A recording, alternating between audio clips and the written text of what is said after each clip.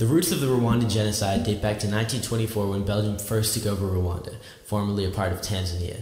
The Belgians viewed Hutus as superior to Tutsis. Many refer to this as Hamitic hypothesis, and it was motivated mainly by the fact that Tutsis were taller and thinner than Hutus. This led to a major boost in Tutsi egos and mistreatment of the Hutus for decades. This angered the Hutus, leading to a major conflict between the two ethnic groups. In 1959, a series of Hutu riots occurred, killing around 20,000 Tutsis. After 38 years of being under Belgian control, Rwanda finally gained independence in 1962. After this, the fighting between Hutus and Tutsis continued to become more and more prevalent. In July of 1973, the president of Rwanda, Gregoire Kayibanda, was overthrown by Juvenal Habyarimana, who declared himself president. At the time, hundreds of thousands of Rwandan refugees were living in primarily neighboring countries. The countries were poor and did not have enough resources for the refugees, as President Habyarimana would not let these refugees back into Rwanda. In response to this, the refugees formed the Rwandan Patriotic Front, also known as the RPF. The goal of this group was to get the refugees back into Rwanda.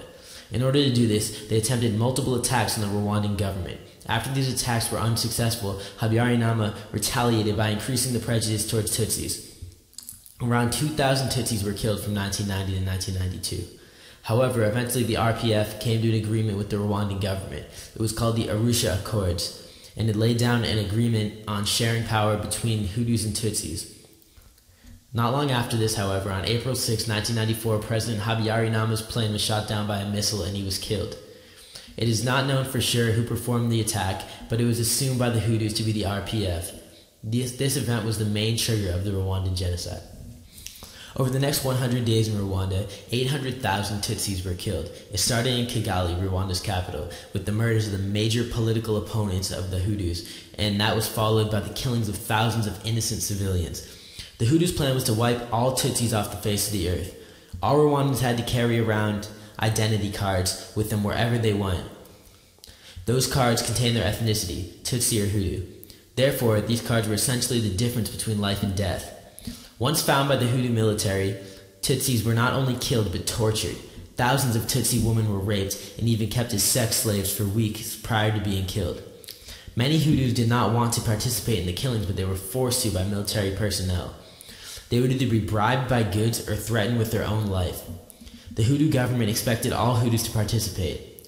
Some Hutus with Tutsi friends were nice enough to hide them inside their houses. This was incredibly risky because if they were found hiding in a Hutu household, not only would they be killed, but so would the Hutus who were hiding them. Due to the highly frequent raids by the Hutu army, very few Tutsis were able to hide for very long. However, some managed to survive the whole 100 days. While hiding, they would have to spend 24 hours a day cramped into a tiny space with family and friends. Typically, they would receive a very low amount of food and water. Many people criticized world powers for not intervening and helping stop the genocide. The United Nations entered Rwanda during the genocide, but they withdrew after 10 of their soldiers were killed. Governments all over the world were aware of what was going on, yet hardly any action was taken. Finally, in July of 1994, the RPF captured Kigali and declared a ceasefire. However, the damage was done. 75% of Rwanda's Tutsi population had been killed. Although the genocide didn't last more than 100 days, the effects lasted much longer. Nowadays, over 100,000 children have to run their households because their parents either died during the genocide, died from AIDS, or were sent to jail for their crimes during the genocide.